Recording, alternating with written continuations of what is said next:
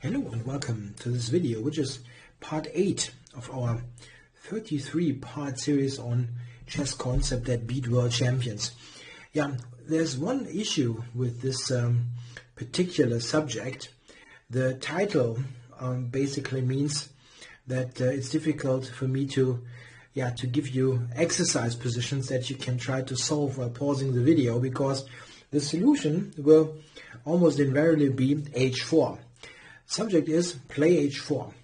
Very funny subject title. Is h4 really going to be a good move? Well, not on move 1, but later on, pushing the h-pawn can be a very effective way of continuing the game in an aggressive fashion. The h-pawn can be used in various ways, and we will look at a couple of examples on how this played out in games where a world champion was successfully taken down with this idea. The first game we're going to look at is a game played by the current world champion Magnus Carlsen back when he was, let me check, he was 13 at the time, but as you see, the rating 2550, already very strong. So what happened in this game? White player Rosenthalis here enjoys a slight advantage maybe. The knight is good on e4, and black's position is slightly weakened. Yeah? Black has played those moves which weaken the king side slightly. There's no surprise there what the key move is, and it is h4, played here by Rosenthalis. What is the main point of this move? With the h-pawn pushed forward, white tries to create further weaknesses in black's camp. What is important to understand is that pushing h4, h5 in this situation basically only has upsides for white. There is very little downside. h4 is not weakening white in any way, and the pawn coming to h5 will probably create new weaknesses that you can attack. If you imagine h5 being played and potentially captured on g6, the g6 pawn will be much weaker than it was before. Also, there's potentially h5, h6, getting a pawn to that pretty dangerous square where mating attacks can be supported with this control over g7. Also, if h5 is going to be answered with g5, black will weaken his kingside even more. So it is no surprise that Carlsen now played the move h5, stopping the h-pawn. This, however, weakens his position further, as g6 now is only protected by the king. Also note that with the h-pawn played, it is much more difficult now for black to play the move f5. Oftentimes, you would be tempted to kick the knight away from e4. If we go back, black, given time, might play h6 and then f5, and then the knight would have to retreat. After having pushed h4, h5, inserting those moves, f5 will never work because g5 will be a fantastic square for the knight. So the h4 push, provoking a response for black, actually changes the pawn structure in a way that some options are lost for black, while white has not given up on anything.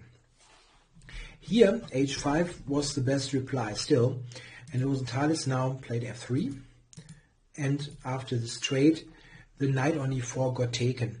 That was certainly a good decision by Carlsen, playing c5 and taking the knight. The knight was very dangerous.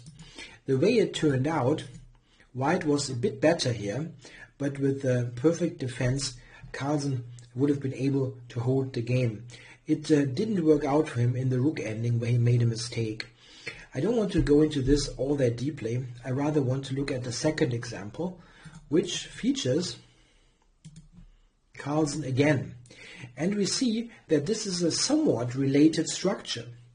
It was coming from the same opening, presumably. We see that here the black structure on the king side is identical. The bishop on g7 here was traded, and here the white player Daniel Stellwagen went for h4, of course. You need to get more forces into this attack. Attack is a bit of a strong word because you're not checkmating here, but let's say to develop your initiative, you need to create new weaknesses and points that you can point your pieces at.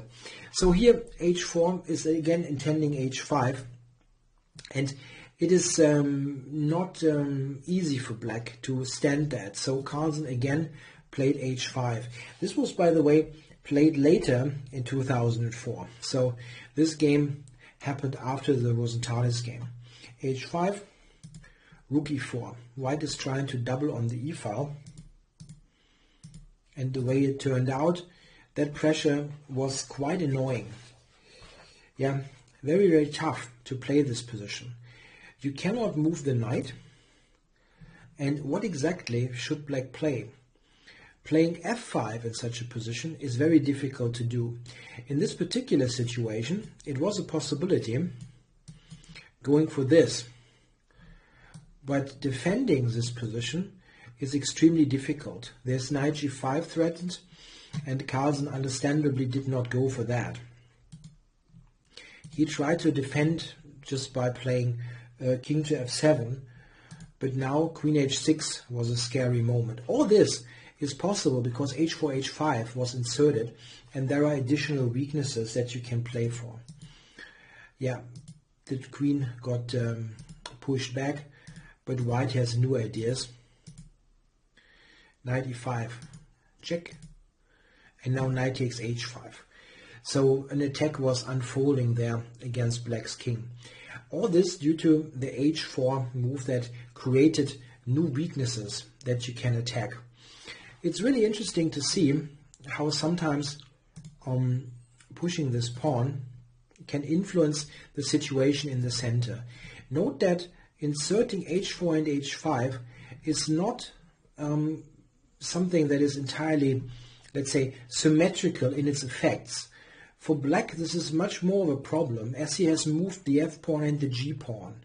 So he cannot move those two pawns anymore. Like f5 would give up e5 and g5. Especially g5 here is a problem. So think of the h-pawn push whenever there is g6 played to create new weaknesses. There are also other cases where the h-pawn push makes perfect sense. In the next example, we see Vasily Ivanchuk playing with the white pieces against Anatoly Karpov. In this position, we have the so-called ram structure. Those two d pawns without a c and e pawn. A completely symmetrical pawn structure. So, is that an indication that this is a drawish position? A little bit, but there are still things going on. The main thing happening in the ram structure is you have to compare little things. Here, the black bishop on b7 is not that great, and the knight on e7 feels relatively passive. Karpov here has few options with the knight. One option could be to play knight to g6, and this is what Ivanchuk is preempting. He plays h4. With h4, h5, he takes control over that square, and pushing that pawn forward is going to be a bit of an annoyance for black. You really have to think about this with black. Do you want to allow h5 to h6, the pawn all the way up to the board? Probably not. The second thing that might be in play is the idea knight g5. Why is that dangerous? Let's have a look. If black plays, for example, let's say rook e8, and white goes knight g5, the move knight g6, which would be a natural looking reply, can be a problem due to white taking on h7 and playing h5. Probably I should make another move and not rook e8. Let's do this. I just want to show the basic idea. So here, and now white can take on h7, as h5 is going to be extremely annoying. This is an idea also introduced by h4. The issue is black cannot really do something active now. Knight g5 is a problem. Karpov decided to play h6 and prevent knight g5 with that. This, however, has also an implication on the center. what exactly am I talking about? It's about the square e5. If white puts the knight onto e5, black quite often would like to play f6 to push the knight back. But the move f6 becomes hugely unattractive if you have played h6 already. It's a big difference. If the pawn is on h7, then f6 doesn't really doesn't create that many weaknesses. e6 a little bit, but not g6.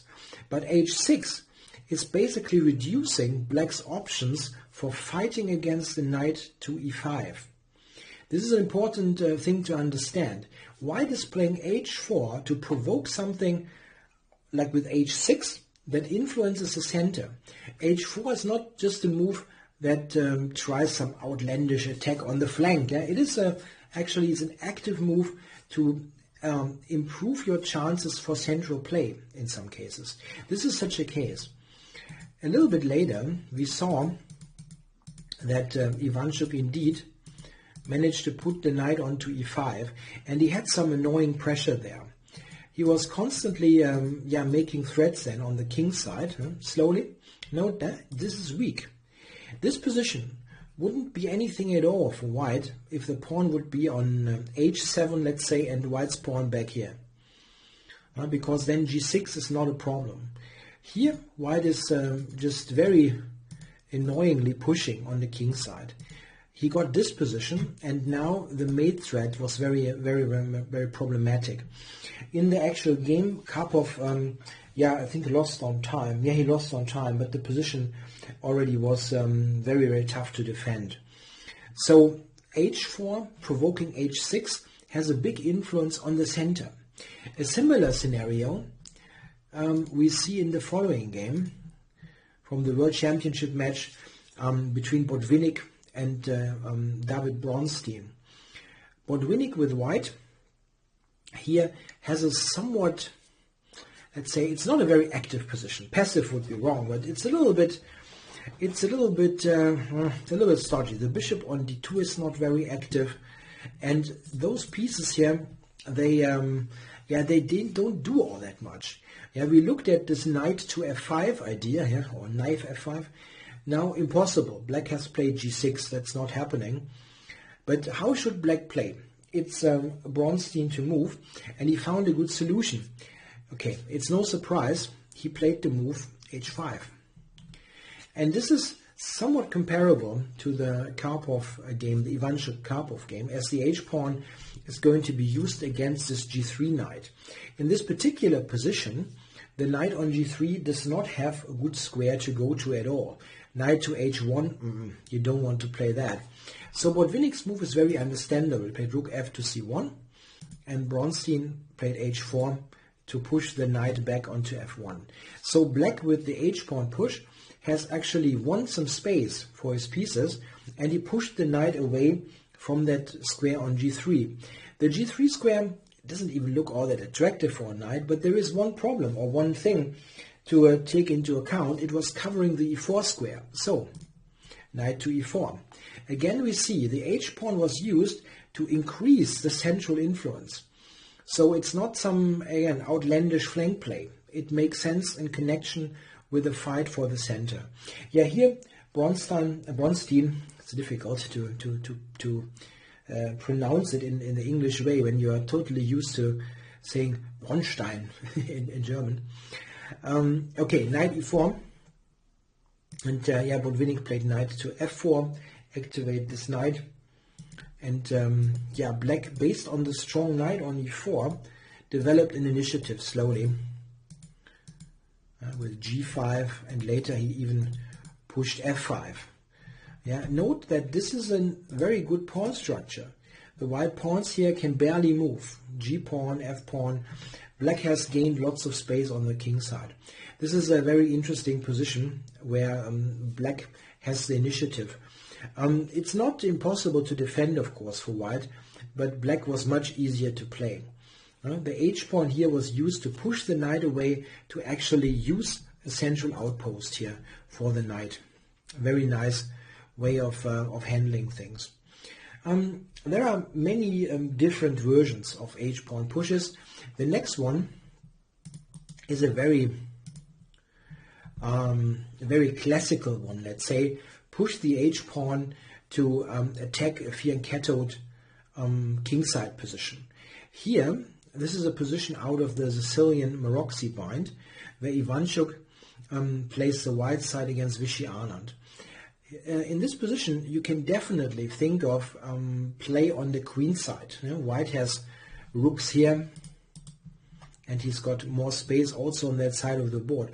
However, stuff like a3 here, for example, doesn't convince due to black playing a4. Ivanchuk found a totally different solution. He played the move h4. Not too surprising given the title. But I think this is not a super intuitive move when you look at this position for the first time, because the king side currently is not really very much populated with white pieces. However, black's pieces are even more away. A8, c8, they are not exactly defending. h4 is just the start of some full-scale initiative on that side of the board.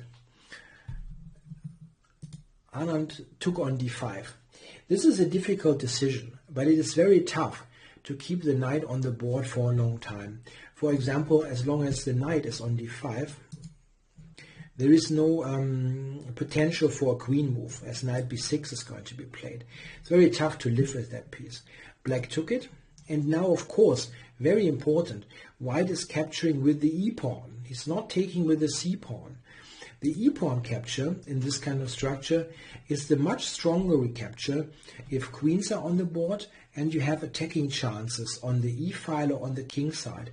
And with h4 being played already, e takes d5 is the much better choice. Something like c takes d5, black will probably play like b5, queen b6, and continue to try to defend on the queen side. E takes is a lot stronger. And in the coming battle, h5 and even later g4 was played, with Ivanchuk getting a huge initiative there. The problem was that the center was difficult to open for black. Any e6 move, for example, would open up that bishop that's unacceptable for black. And therefore it was very difficult for him to defend, as he has no central counterplay. This is also a scenario where those flank pawn pushes get more attractive. If the opponent cannot strike back in the center, those kind of pawn advances are going to be much more interesting. This is typical saying, a flank play has to be countered with a central counter strike. But here it's difficult to do. If you imagine here black playing e6, that simply wouldn't cut it, because what do you do next? You take on d5. Let's say here you can never take here and give the white bishop this kind of diagonal. So here white got a great attack, and it's a nice game to check. I don't want to look at everything here, it's a bit too much, but see how the h-file play here had a nice climax with the rooks there. A very nice game by Ivanchuk.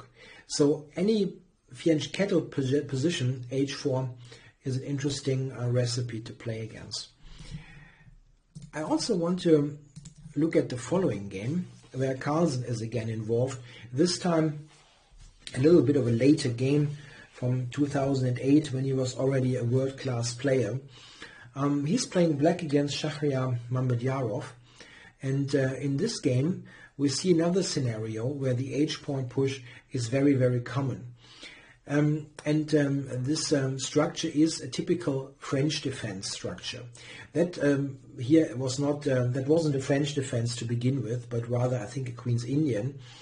But you still see the typical French defense pawn structure. So here white has this space advantage defined by the advanced pawn on e5. And here h4 was played. This is a very common move in such a scenario. Why?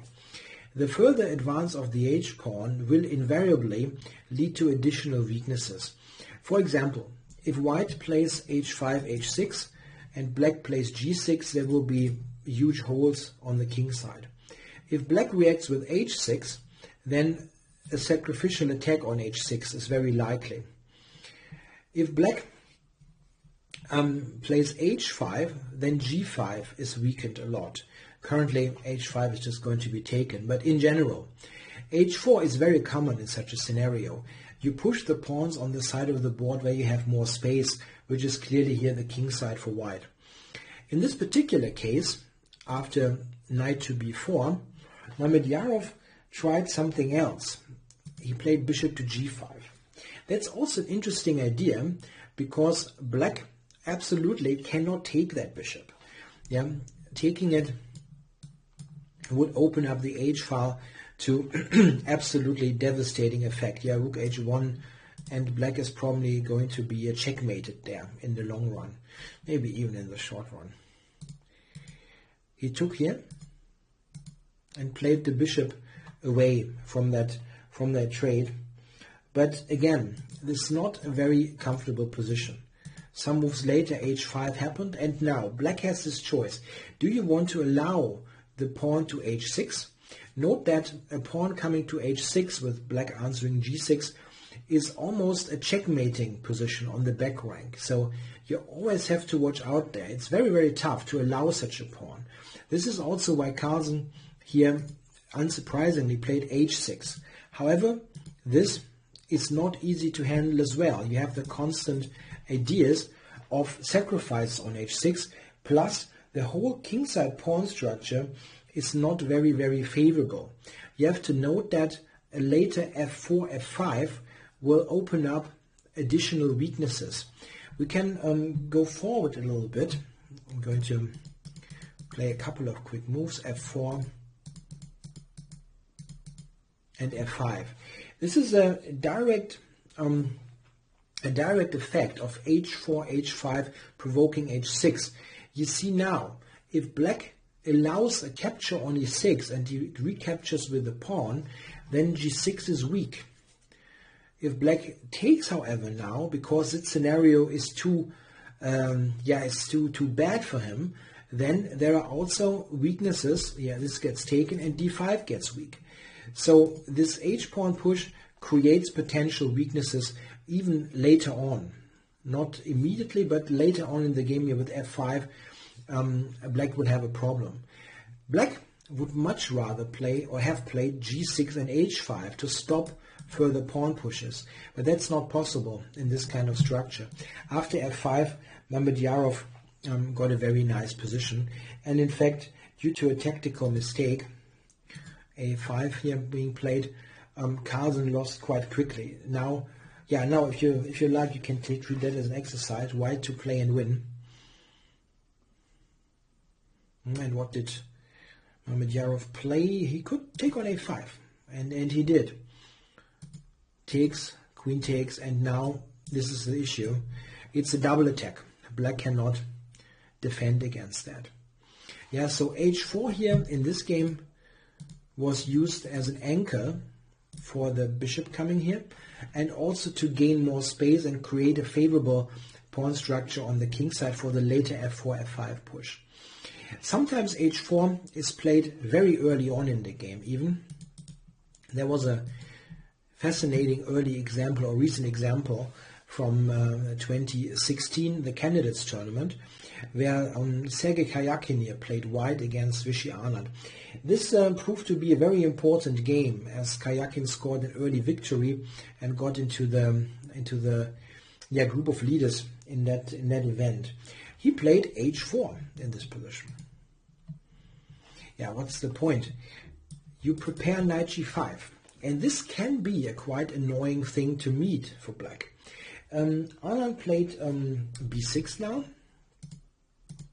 and Karyakin a3, controlling the b4 square. Yeah, I think probably here we are it's already a somewhat critical situation. The normal or natural looking move here is certainly bishop to b7. But if bishop b7 is played, then knight g5 proves to be extremely annoying. What are you doing now against the mate on h7? You cannot play the f-pawn. As e6 you just have undefended. And well, it probably leaves g6. But that doesn't look very, very reliable either. Yeah, you have to think about an immediate h5 or even knight takes h7 is coming into very strong consideration. Yeah, what is that looking like? H takes g6, double check, very dangerous. Also, white might insert knight takes d5 in this position, like this, and h5. Note that this is a very strongly placed piece. It's very, very tough to meet knight g5 in some cases, so Anand had to make up his mind here what to do. Maybe h6 after all. What he did is playing f5, completely shutting this down, but this is of course coming with a price tag.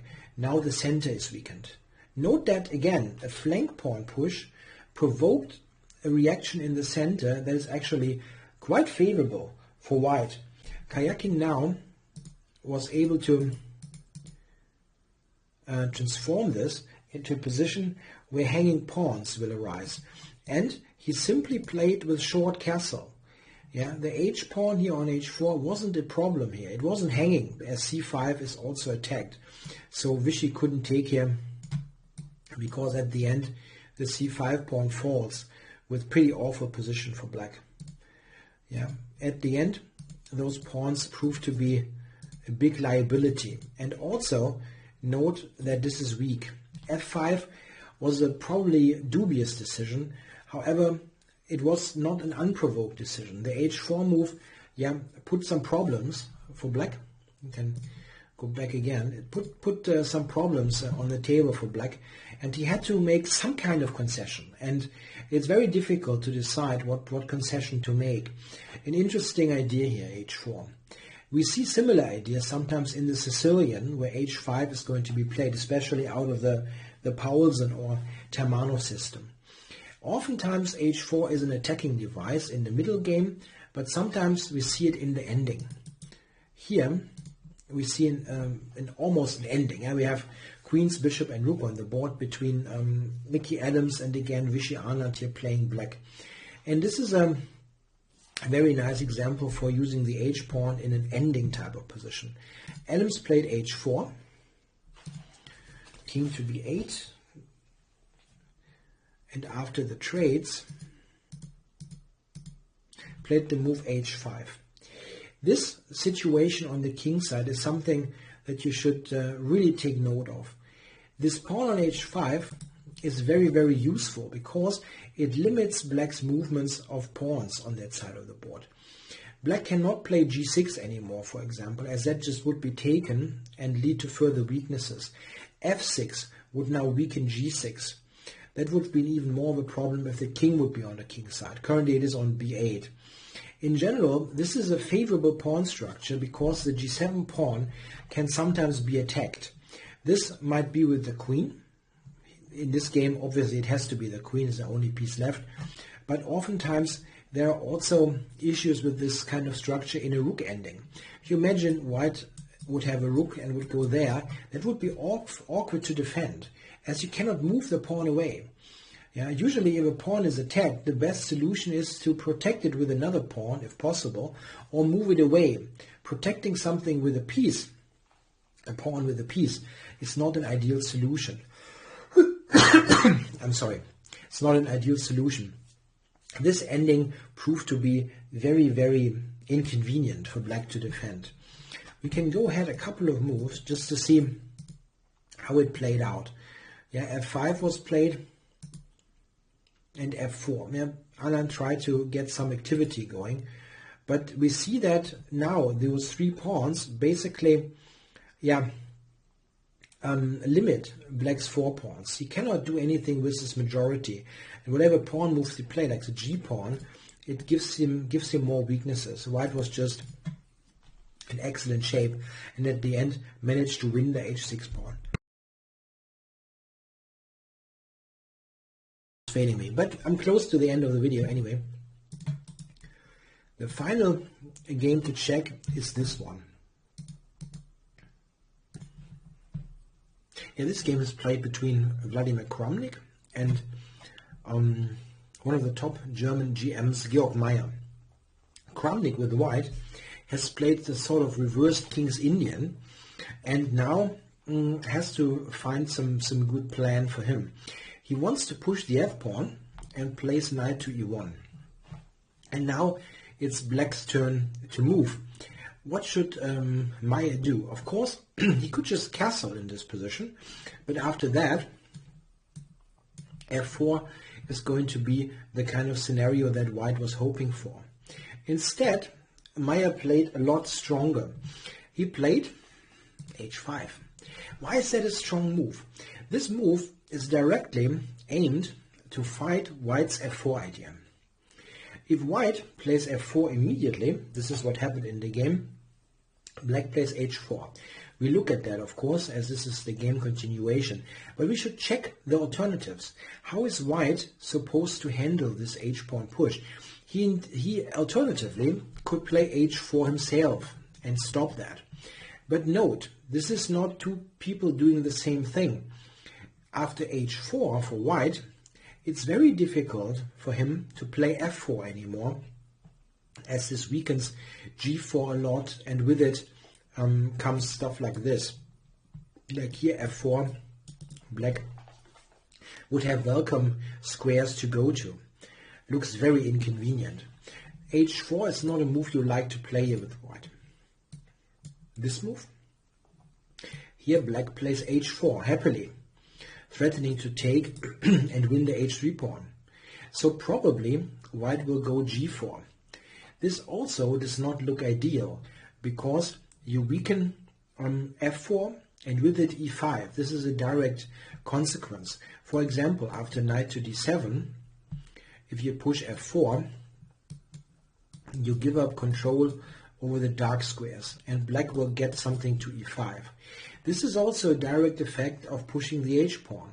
With the g-pawn on g4, after f4 here, white had to recapture with a piece. He couldn't take with a pawn anymore. And white here basically has to play f4. If he doesn't, if he plays some slow move, let's say like this or so, then black is ready to do this and set up this typical Petrosian clamp where white is in terrible shape. It's absolutely not surprising that Kramnik played f4.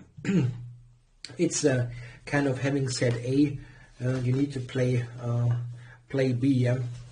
Or something like that. Yeah, this is a German expression. What is the English one? In for a penny, in for a pound, or something like that. You're basically committed to do that. Yeah, okay. What did Maya do? h4, of course. And now we see white's kingside structure here is weakened. And whatever white does, it doesn't look all too favorable. If black gets to take on g3, play knight g4, and black goes for long castles, he might just attack on the h-file. So Kramnik decided to close the position as much as possible with f5, but after taking on g3, Maya had the strong move g6, attacking the kingside pawn structure. And this is really awkward for white. What is he supposed to do? If he takes on g6, black is just going to recapture, and white's king feels very uncomfortable now. Black has knight g4, potentially bishop g5, and he will castle long and attack. That's no good. So Kramnik tried to somehow keep his pawn. He played knight to d2, and after the captures, rook g8, black was having a great game against white's weak king. The bishop's diagonal has opened, but that is not so relevant. Black will castle long or bring the king to c7 and just attack the white king. h5 here was a great move to preempt the f4 idea. Again, it is g6, or here g3, being the pawn that you can attack with the h-pawn. But the fact is not directly, it's not a mating attack. This is not an attacking move, but it is a move that basically fights against white's ideas here to expand on the king side. It's kind of a preemptive strike kind of move. So this is another way you can use the h-pawn sometimes. If you, like here, you're sure that the opponent wants to play like the f-pawn, f4 or f5 with colors reversed, pushing the h-pawn and weakening the structure can be a very effective device. So I hope you learned a couple of new ideas in regards to the h-pawn. It's not just a caveman attack. Oftentimes it has deep implications on the center as well. Thanks for watching.